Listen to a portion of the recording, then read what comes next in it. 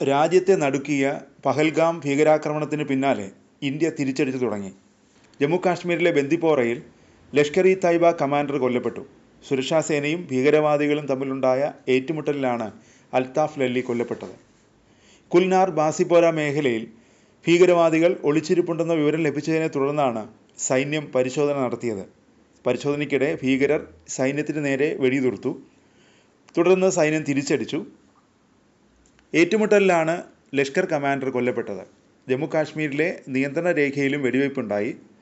Indian പോസ്റ്റുകൾക്ക് നേരെ പാകിസ്ഥാൻ സൈന്യം വെടിവയ്ക്കുകയായിരുന്നു. തുടർന്ന് ഇന്ത്യൻ സേന തിരിച്ചടിച്ചു. സംഭവത്തിൽ ആളപായം റിപ്പോർട്ട് ചെയ്തിട്ടില്ല. അതിനിടെ പഹൽഗാം ഭീകരാക്രമണത്തിൽ പങ്കെടുത്ത 2 ഭീകരരുടെ വീടുകൾ സ്ഫോടനത്തിൽ തകർത്തു. അനന്തനാഗ് സ്വദേശി ആദിൽ ഹുസൈൻ തോക്കർ, ആസൂത്രകരിൽ ഒരാളായ ത്രാൽ സ്വദേശി ആസിഫ് ഷെയ്ഖ് എന്നിവരുടെ വീടുകളാണ് തകർത്തത്. പ്രാദേശിക ഭരണകൂടമാണ് വീടുകൾ തകർത്തത്. ഇവരുടെ വീടുകളിൽ സ്ഫോടക വസ്തുക്കൾ സൂക്ഷിച്ചിരുന്നതായി സുരക്ഷാ സേന അറിയിച്ചു. ആസിഫ് ഫൗജി, സുലൈമാൻ ഷാ, അബു തൽഹ എന്നിവരും പഹൽഗാം ഭീകരാക്രമണ സംഘത്തിലുണ്ടായിരുന്നു.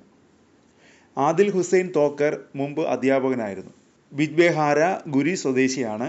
ആദിൽ PG വരെ പഠിച്ചിട്ടുണ്ട്. അതിനുശേഷം അധ്യാപകനായി ജോലി ചെയ്യുകയായിരുന്നു.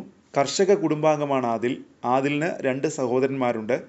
കോളേജ് പഠനകാലത്താണ് ആദിൽ വിഘടനവാദികൾക്കൊപ്പം ചേർന്നത്. ഇക്കാര്യം ആർക്കും അന്നറിയില്ലായിരുന്നു. 2018 ഇയാളെ കാണാതായി. ഈ സമയത്ത് ഇയാൾ പാകിസ്ഥാനിലായിരുന്നു. പരിശീലനം നേടിയ ശേഷം കഴിഞ്ഞ വർഷമാണ് കശ്മീരിൽ തിരിച്ചെത്തിയത്. പാകിസ്ഥാനിൽ നിന്ന് തിരിച്ചെത്തിയ ശേഷം രജൌരി, പൂഞ്ച് തുടങ്ങിയ സ്ഥലങ്ങളിലായി ഒളിച്ചു താമസിക്കുകയായിരുന്നു. ആസിഫ് ഫൗജി മുൻപ് കുൽഗ്രാം, രജൌരി, പൂഞ്ച് പ്രദേശങ്ങളിലുണ്ടായ 4ലേറെ ഭീകരാക്രമണങ്ങളിൽ പങ്കെടുത്തിട്ടുള്ള ഭീകരനാണ്. പഹൽഗാമിൽ ഭീകരാക്രമണം നടത്തിയവരെ പാകിസ്ഥാൻ ഉപപ്രധാനമന്ത്രിയും വിദേശകാര്യമന്ത്രിയുമായ ഇഷാഖ് ദാർ സ്വാതന്ത്ര്യ സേനാനികളെന്ന് വിശേഷിപ്പിച്ചത് വലിയ വിവാദമാകുന്നു. ജമ്മു കാശ്മീരിലെ പഹൽഗാമിൽ ഏപ്രിൽ 22-ന് ആക്രമണം നടത്തിയവർ സ്വാതന്ത്ര്യ സേനാനികളാണ്. സിന്ധു നദീജല കരാർ മരവിപ്പിച്ചത് യുദ്ധത്തിന് സമാനമാണ്. പാകിസ്ഥാനിലെ 240 മില്യൺ ജനങ്ങൾക്ക് വെള്ളം ആവശ്യമാണ്. അത് നിങ്ങൾക്ക് നിർത്താൻ കഴിയില്ല. അതിന്മേലുള്ള ഏതെങ്കിലും തരത്തിലുള്ള കടന്നുകയറ്റം അംഗീകരിക്കാനും കഴിയില്ല.